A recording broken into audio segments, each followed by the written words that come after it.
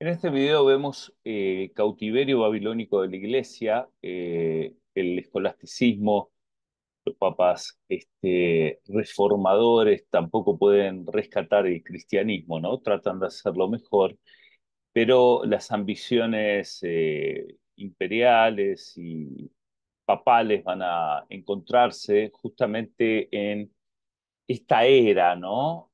Donde Francia quiere un papa en su territorio. Y a esto se le llama cautiverio babilónico de la iglesia. Se llevan a un papa a Aviñón. Sí, así que desde el año 1305 a 1377, por eso cautiverio babilónico, en alusión a los 70 años de Israel en Babilonia, es que el papa está de alguna forma se va a encontrar no Babilonia, sino en Aviñón, Francia, ¿sí? Esto va a derivar seguido de este cautiverio, ¿no? En lo que es el cisma papal. Otro cisma en la iglesia occidental, ¿sí? En este caso ya de papas directamente. El papado, el modelo del papado, va a sucumbir ante esta problemática, ¿no? Y va a encontrarse involucrada en este siglo, ¿sí? Entonces, si ustedes ponen en perspectiva, ¿no? Lo que es el siglo de hierro de la Iglesia, años 900 y 1000, los intentos de recuperarse de ese siglo de corrupción con el escolasticismo y las reformas monásticas y los papas. Luego cae de vuelta en esta depresión, por decir así, la Iglesia, ¿no? Con este cisma papal, 2 siglos enteros de problemas, ¿no? El siglo X y el siglo XIV, ¿no? Con estos problemas. Estos 2 siglos van a resultar en la Reforma Protestante, ¿no? Especialmente este problema, es el que va a resultar en la Reforma Protestante. El primer siglo de hierro va a resultar en reformas de la Iglesia, ¿sí? Y este problema, este cisma, este mal testimonio en el papado va a resultar en la reforma protestante y reformas obviamente dentro de la Iglesia Católica también. ¿Sí? Cautiverio babilónico de la Iglesia empezó durante el pontificado de Bonifacio VIII. Este papa se enzarzó en una dura disputa con el monarca Felipe IV de Francia, conocido como Felipe el Hermoso. A la muerte de Urbano VI, los cardenales fieles al difunto papa escogieron a Bonifacio IX. De igual modo procedieron los cardenales disidentes, que por su parte eligieron tras la muerte de Clemente VII en Francia a Benedicto XIII como nueva suprema autoridad católica, ¿sí? Ante el nuevo Papa de Aviñón, porque los llevan a Aviñón y los papas, la verdad que estando en Roma, que estaba bastante mal del lugar, ¿no? Se prefieren quedar en Aviñón, que era un lugar maravilloso, funcionaban casi como un ministro de Economía de la corona francesa, ¿sí? Y esto era lo que las aspiraciones francesas, tener casi como un ministro, disculpen, de religión, dije ministro de Economía, estaré pensando en otra cosa, pero un ministro de religión de la corona francesa. Eh, Se lo llevan a Aviñón, le ofrecen todo al Papa y tenían allí el papado a disposición de la corona por 70 años. Pasó esto. Si toda una generación vio un Papa en Aviñón, para que se den una idea, sí, o 2 generaciones enteras casi. Ante este nuevo Papa en Aviñón, mucho menos manejable que sus antecesores, los franceses cambiaron de bando y se inclinaron por encontrar una solución.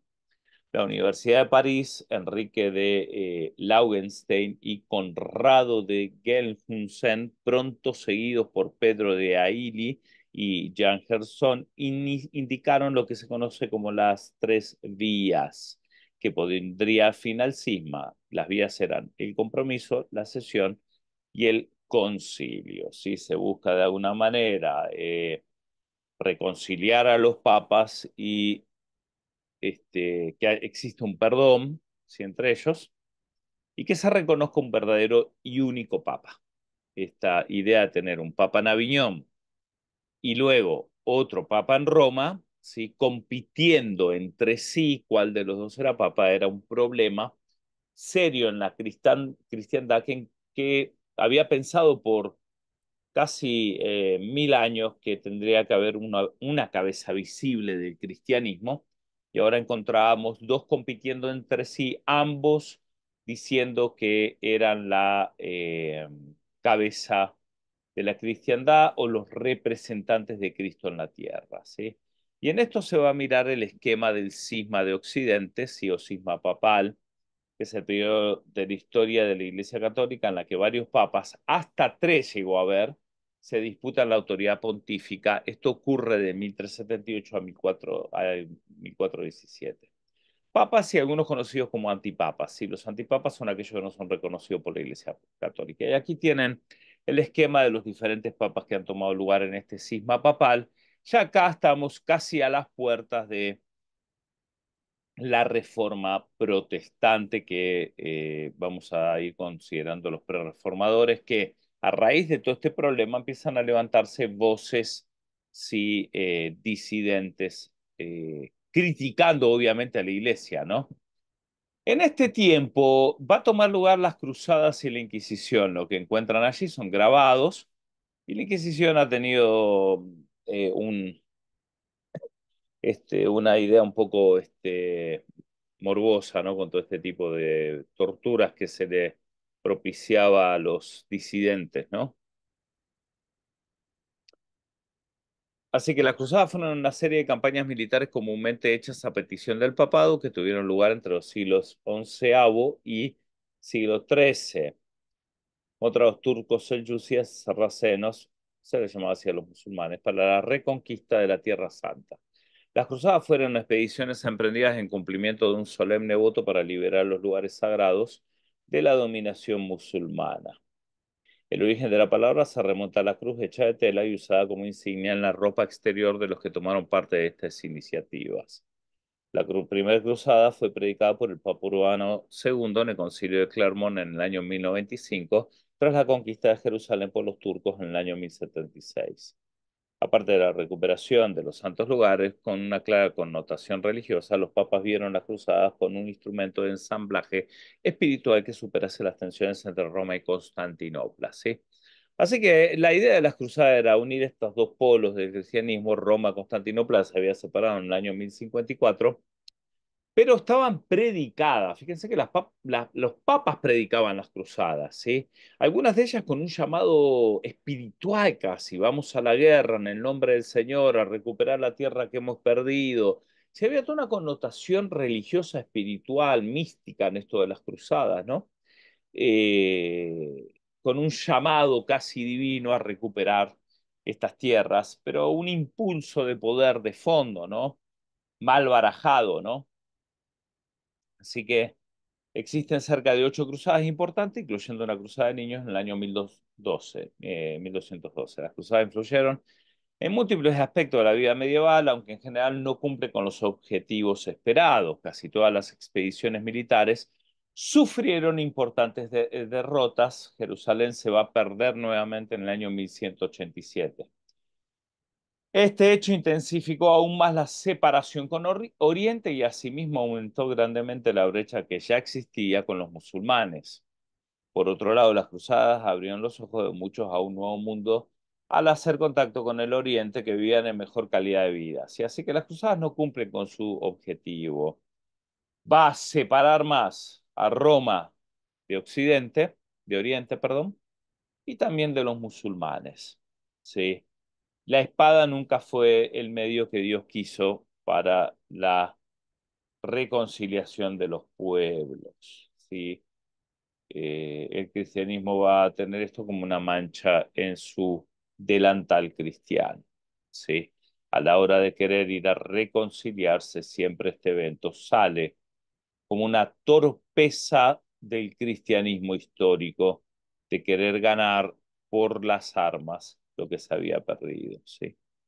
Si hay algo que podemos encontrar que dejó de bueno las cruzadas fue que redescubrieron varias de las bondades que sí gozaba los pueblos musulmanes, como no solo la filosofía, sino aspectos de la vida, porque en el medievo feudal se vivía bastante mal, ¿sí? De hecho, vivían mejor los animales que los seres humanos en algunos contextos, ¿no? Salvo los que estaban encumbrados, que eran nobles. Los demás vivían bastante mal. Y en Oriente, los musulmanes vivían mejor, mucho mejor. No solo que eran gente educada, sino que tenían descubrimientos como la brújula y también, bueno, vivían mejor en la vida cotidiana, la almohada, la alfombra, el alcohol, varias de los inventos, digamos, árabes de Medio Oriente fueron útiles para la cristiandad que va a redescubrir bastante de la filosofía, que gozaban los musulmanes, ¿sí? Y la van a aplicar después con el escolasticismo, ¿sí? Bastante de esta filosofía que redescubrían. Pero en sí no fue positivo, ¿sí? Los resultados de las cruzadas. La Inquisición hace referencia a varias instituciones dedicadas a la supresión de la herejía en el seno de la Iglesia Católica. Aunque el procedimiento inquisitorial como medio para combatir la herejía es una práctica antigua, la Inquisición medieval fue establecida en el año 1184 mediante una bula papal de Lucio III como un instrumento para acabar con la herejía cátara, ¿sí? Una herejía gnóstica. El castigo físico a los herejes fue asignado a los laicos. Mediante esta bula se exigía a los obispos que interviniesen activamente para extirpar la herejía y se les otorgaba la potestad de juzgar y condenar a los herejes. Los métodos inquisitoriales se basaban en la tortura y todo tipo de castigo físico que hicieron de este movimiento un verdadero horror, especialmente en la Inquisición española. Esta fue la peor de ellas. La simple acusación de herejía por cualquiera era suficiente para echar a andar esta maquinaria de la tortura, bajo los dolores de los cuales casi cualquiera confesaba cualquier cosa, ¿no? Eh, la Inquisición, del lado positivo, usted dirá, no tiene nada positivo. Bueno, el lado positivo era el trato contra la herejía, ¿sí? Era purificar la iglesia, era un modo de reforma, no todas las formas de Inquisición fueron torturas, ¿sí? Hubieron formas metódicas, ¿no? De tratar con los disidentes. Hay que decir que esto era producto de su época también, ¿no? Entonces no podemos juzgarlo desde esta era con nuestra forma de ver la vida, nuestra cosmovisión, lo que es los procedimientos inquisitoriales de aquella época. Pero hubo una Inquisición papal, sí, una Inquisición medieval y la Inquisición española, que fue la que más se popularizó.